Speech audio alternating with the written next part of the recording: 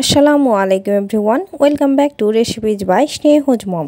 So viewers, আজ আমি আপনাদের তৈরি করে দেখাবো একদম সহজে সবচেয়ে বেশি স্বাদের খাসির মাংস ভুনা রেসিপি। খাসির মাংস প্রপারলি রান্না না হলে এর মধ্যে একটা গন্ধ থেকে যায়, তাই কিভাবে রান্না করলে এর মধ্যে গন্ধ দূর হবে তার সকল প্রকার টিপস সহ রেসিপিটি শেয়ার করেছি এবং সাথে থাকবে একটি স্পেশাল মশলার রেসিপি যা এর স্বাদ বাড়িয়ে দেবে দ্বিগুণ। সো ভিউয়ার্স, রেসিপিটি ভালো লাগলে অবশ্যই একটি লাইক দিয়ে দিবেন, কারণ আপনার একটি লাইক আমার জন্য অনেক মূল্যবান, এবং চ্যানেলটি সাবস্ক্রাইব করে পাশে থাকবেন। সো আর কথা না বাড়িয়ে চলে যাচ্ছি এর মেকিং প্রসেসিংয়ে। ফার্স্টে চুলায় আমি একটি প্যান বসিয়ে দিয়েছি এবং প্যানটা ভালো মতো গরম করে এখানে দিয়ে দিয়েছি প্রায় হাফ কাপ পরিমাণ সাদা তেল। এইবার এখানে আমি দিয়ে দিলাম প্রায় 2 কাপ পরিমাণ কুচি করে নেওয়া পেঁয়াজটা আমি মোটামুটি মোটা করে কেটে নিয়েছি। এবার পেঁয়াজটা 2-3 মিনিটের মতো ফ্রাই করে নিতে হবে। এইবার এখানে দিয়ে দিচ্ছি প্রায় 2-3 টুকরা তেজপাতা এবং 2টা বড় দারুচিনি অর্ধেক করে দিয়ে দিচ্ছি। এগুলোকে এবার এমনভাবে ফ্রাই করে নিতে হবে যেন এর মধ্যে কোনো কালার না আসে, এবং এটা ভেজে নেওয়ার এই সময়টাতে আমরা মাংসের মশলা রেডি করে নেব। এজন্য চুলায় একটি প্যান বসিয়ে দিয়েছি এবং প্যানটা ভালো মতো গরম করে নিতে হবে। এবার এখানে নিয়েছি 1 টেবিল চামচ পরিমাণ গোটা জিরা, নিয়েছি বড় 2 টুকরা দারুচিনি, নিয়েছি 1 চা চামচ পরিমাণ জয়ত্রী, 20টার মতো গোলমরিচ নিয়েছি, 7-8টা এলাচ এবং অর্ধেক স্টা এলাচ নিয়েছি, 3-4 পিস তেজপাতা এবং 5-6টা শুকনা মরিচ নিয়েছি। এবার এগুলোকে প্যানে হালকা করে ভেজে নিতে হবে। এজন্য আমি ফার্স্টে শুকনা মরিচ দিয়ে এগুলোকে কিছুক্ষণ ফ্রাই করে নিব, কারণ শুকনা মরিচ এবং অন্যান্য সব মশলা একসাথে দিলে শুকনা মরিচ ভালো মতো ভেজে নেওয়া যাবে না, তাই এটাকে আমি আগে দিয়ে একটু ভালো মতো ফ্রাই করে নিব। এবং এই সময় অবশ্যই চুলা আঁচটা মিডিয়ামে রাখতে হবে, নইলে মশলাগুলো পুড়ে যাওয়ার সম্ভাবনা রয়েছে। এবার শুকনা মরিচটা হালকা ভেজে নেওয়া হয়ে গেলে এর মধ্যে এবার বাকি মশলাগুলো পুরোটাই দিয়ে দিতে হবে। এগুলো এবার 1 থেকে 1.5 মিনিটের মতো হালকা করে ভেজে নিতে হবে। যখন দেখবেন এর মধ্যে থেকে খুব সুন্দর একটা স্মেল বের হচ্ছে, তখন বুঝে নেবেন এটা খুব সুন্দর মতো ভেজে নেওয়া হয়ে গেছে। আচ্ছা, এইখানে একটা কথা বলে রাখি, আপনারা এই মশলাগুলো পরিমাণ বাড়িয়ে বেশি করে বানিয়ে কোটায় ভরে সংরক্ষণ করে রাখতে পারেন, এবং এই মশলাটা আপনারা যে কোনো মাংসে অথবা মাছ বা এমনকি সবজিতেও ব্যবহার করতে পারেন। দেখবেন আপনার খাবারের টেস্ট একদম চেঞ্জ হয়ে গেছে। আমি কিন্তু এই মশলাটা বানিয়ে একদম বয়াম ভর্তি করে রেখে দিই, এবং এটা কিন্তু অনেক সাশ্রয়ী হয়, এবং এই মশলাটাই আপনারা 2-3 বার মাংস রান্নায় ব্যবহার করতে পারবেন। এবার এই মশলাটা থেকে খুব সুন্দর একটা স্মেল বের হয়েছে এবং এটা পুরোপুরি ভেজে নেওয়া হয়ে গেছে। এবার এটা চুলা থেকে নামিয়ে কিছুটা ঠান্ডা করে ব্লেন্ডারে অথবা শিলপাটায় গুঁড়া করে নিতে পারেন, তাহলে মাংসের মশলা একদম রেডি হয়ে যাবে এবং এই মশলায় আপনার খাবারের টেস্ট বাড়িয়ে দিবে দ্বিগুণ। এবার ইতিমধ্যেই পেঁয়াজটাও হালকা করে ভেজে নেওয়া হয়ে গেছে, এটাকে এর থেকে বেশি ভেজে নেওয়ার কোনো প্রয়োজন নেই। এবার এইখানে দিয়ে দিচ্ছি প্রায় 2 টেবিল চামচ পরিমাণ আদা রসুনের পেস্ট। এবার এটাকে পানি ছাড়াই ভালো মতো কষিয়ে নিতে হবে, যেন আদা রসুনের কাঁচা গন্ধটা পুরোপুরি চলে যায়। আমি কিন্তু এখানে একটু পানি ব্যবহার করিনি, পানি ছাড়াই আদা এবং রসুনটা খুব সুন্দর মতো কষিয়ে নিব। এটা এবার ভালো মতো কষিয়ে নেওয়া হয়ে গেলে দেন এখানে দিয়ে দিতে হবে প্রায় 1 টেবিল চামচ পরিমাণ ভাজা জিরে গুঁড়া। এবার এইখানে দিয়ে দিচ্ছি প্রায় 1 টেবিল চামচ পরিমাণ ধনিয়া গুঁড়া, এবং দিয়ে দিচ্ছি 1 টেবিল চামচ পরিমাণ হলুদের গুঁড়া, এবং দিয়ে দিচ্ছি 2 চা চামচ পরিমাণ লবণ। মরিচের গুঁড়া দিয়ে দিচ্ছি প্রায় 1 চা চামচ পরিমাণ। ঝালটা আপনারা পছন্দ অনুযায়ী বাড়িয়ে কমিয়ে দিয়ে দিতে পারেন।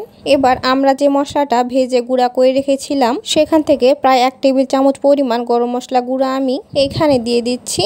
এবার সবগুলো মশলা দিয়ে নেওয়া হয়ে গেলে এই মশলাগুলোকে পানি ছাড়াই ভালো মতো ভুনা করে নিতে হবে। এগুলোকে প্রায় 2-3 মিনিটের মতো ভালো মতো কষিয়ে ভুনা করে নিতে হবে, যেন এর মধ্য থেকে কাঁচা গন্ধটা চলে যায়। এগুলোকে এবার আমি ভালো মতো ভুনা করে নিয়েছি। এবার এর মধ্যে সামান্য পানি দিয়ে দিচ্ছি। এবার এই মশলাটাকে ভালো মতো কষিয়ে নিতে হবে। মশলাটা যত বেশি ভালো মতো কষাবেন মাংসের টেস্টটা কিন্তু ততটাই বেশি ভালো হবে, এটা প্লিজ মনে রাখবেন। এবার মশলাটা আমার ভালো মতো কষিয়ে নেওয়া হয়ে গেছে এবং এর মধ্যে তেল উপরে উঠে এসেছে। এবার এর মধ্যে দিয়ে দিচ্ছি প্রায় 1.5 কেজি পরিমাণ খাসির মাংস। মাংসটা আমি ভালো মতো ওয়াশ করে দেন একটি স্ট্রেনারে রেখেছিলাম, যেন এর মধ্যে থেকে এক্সট্রা পানিটা ঝরে যায়। এতে করে মাংস রান্না করার সময় মাংস থেকে কম পানি বের হবে। এবার এই মাংসটাকে মশলার সাথে ভালো মতো মিশিয়ে নিতে হবে, যেন মশলাগুলো পুরোপুরি মাংসের সাথে সুন্দর মতো মিশে যায়। মাংসটা এবার মশলার সাথে ভালো মতো মিশিয়ে নেওয়া হয়ে গেছে। এটাকে এবার ঢাকনা লাগিয়ে রেখে দিচ্ছি প্রায় 10 মিনিটের জন্য। এর মধ্যে দেখবেন মাংসের মধ্যে পানিটা একদম পুরোপুরি ছেড়ে দেবে। এবার ফিরে আসছি ঠিক 10 মিনিট পর। ইতিমধ্যেই মাংসের মধ্যে কিন্তু অনেকটা পানি এবার ছেড়ে দিয়েছে। এটাকে এবার ভালো মতো নাড়িয়ে দিয়ে দেন আবারও ঢাকনা লাগিয়ে রেখে দিচ্ছি 10 মিনিটের জন্য। এবার ফিরে আসছি ঠিক 10 মিনিট পর। মাংসের মধ্য থেকে পানিটা পুরোপুরি শুকিয়ে যাওয়ার আগে পর্যন্ত মাংসটা ভালো মতো কষিয়ে নিতে হবে এবং মাংসটা যত বেশি ভালো মতো কষিয়ে নেবেন এর টেস্টটা কিন্তু ততটাই বেশি হবে এবং এর গন্ধটা পুরোপুরি চলে যাবে। এটাকে এবার আমার একদম ভালো মতো কষিয়ে নেওয়া হয়ে গেছে এবং এর মধ্যে তেলটা পুরোপুরি উঠে এসেছে। সামান্য পানি দিয়ে এটাকে আবারও ভালো মতো কষিয়ে নিচ্ছি। আপনারা একটু ভালো মতো লক্ষ্য করবেন আমি এই কাজটা ঠিক কীরকমভাবে করে নিচ্ছি। মাংসটা কিন্তু অবশ্যই মিডিয়াম হিটে রান্না করে নিতে হবে এবং কিছুক্ষণ পর অবশ্যই নেড়ে দিতে হবে, নইলে মাংসটা নিচ থেকে লেগে যাওয়ার সম্ভাবনা রয়েছে, তাই এই বিষয়ে একটু কেয়ারফুল থাকবেন। এবার এখানে দিয়ে দিচ্ছি প্রায় 4টা বড় গোটা রসুন। রসুনের উপরে অংশটা আমি হালকা করে ছিলে নিয়েছি, তবে এইটাকে কিন্তু পুরোপুরি ছিলে নিইনি। পুরোপুরি ছিলে নিলে কিন্তু রসুনটা গলে যাওয়ার সম্ভাবনা রয়েছে, তাই এটাকে অল্প খোসা সহই রেখে দিতে হবে।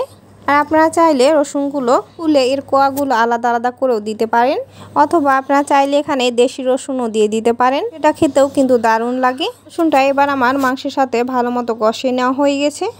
এবার এই মাংসটা পুরোপুরি ডুবিয়ে গরম পানি এর মধ্যে দিয়ে দিব। এখানে কিন্তু অবশ্যই গরম পানি ব্যবহার করবেন, আর যদি ঠান্ডা পানি এখানে ব্যবহার করেন তবে মাংসের টেম্পারেচারটা কমে যাবে এবং সাথে মাংসের টেস্টটাও কমে যাবে। তাই ছোট ছোট টিপসগুলো ফলো করলে আপনার মাংসের টেস্ট হবে দ্বিগুণ। এবার এ পর্যায়ে মাংসের পানিটা খেয়ে একটু টেস্ট করে নেবেন। যদি মনে হয় লবণটা ঠিক আছে তাহলে বুঝবেন এটা রান্নার পর লবণ কমে যাবে, তাহলে সামান্য লবণ অ্যাড করে দিবেন। আর যদি মনে হয় বেশি আছে তাহলে লবণ দেওয়ার কোনো প্রয়োজন নেই। আমার এখানে কম মনে হয়েছিল তাই আমি সামান্য লবণ অ্যাড করে দিলাম। এবার এটাকে একটি চামচের সাহায্যে ভালো মতো নাড়িয়ে দিচ্ছি যেন লবণটা চারপাশে খুব সুন্দর মতো ছড়িয়ে যায়। এবার এটা পানিটা শুকিয়ে আসা পর্যন্ত ভালো মতো রান্না করে নিতে হবে এবং এটাকে অবশ্যই মাঝে মধ্যে একবার করে নাড়িয়ে দিবেন যেন নিচ দিক থেকে লেগে না যায়। আমি কিন্তু অফ ক্যামেরায় অনেকবার নাড়িয়ে দিয়েছি এবং আপনাদের সুবিধার জন্য একটু শর্টে দেখিয়ে দেওয়ার চেষ্টা করছি। এর মধ্যেই মাংসের মধ্যে পানিটা এবার পুরোপুরি শুকিয়ে গেছে এবং তৈরি হয়ে গেছে অসাধারণ স্বাদের খাসির মাংসের ভুনা। এর কি সুন্দর গ্রেভি হয়েছে এবং কি সুন্দর সেদ্ধ হয়েছে আমি এবার একটি ভেঙে দেখিয়ে দিচ্ছি। খাসির মাংসের অথেন্টিক টেস্ট পেতে অবশ্যই গরম গরম সার্ভ করবেন এবং রেসিপিটি ভালো লেগে থাকলে বাসায় একবার অবশ্যই ট্রাই করবেন এবং রেসিপিটি কেমন লাগলো অবশ্যই একটি কমেন্ট করে জানিয়ে দিবেন এবং রেসিপিটি বুঝতে কোনো রকম প্রবলেম হলে সেটাও কমেন্ট করে জানাবেন, কারণ আমি সবসময় কমেন্টে রিপ্লাই দিয়ে থাকি। So enough for today. সবাই সুস্থ থাকবেন, ভালো থাকবেন। এতক্ষণ সাথে থাকার জন্য সবাইকে অসংখ্য ধন্যবাদ। আসসালামু আলাইকুম। দেখা হবে আবারও পরবর্তী কোনো রেসিপিতে। আল্লাহ হাফেজ।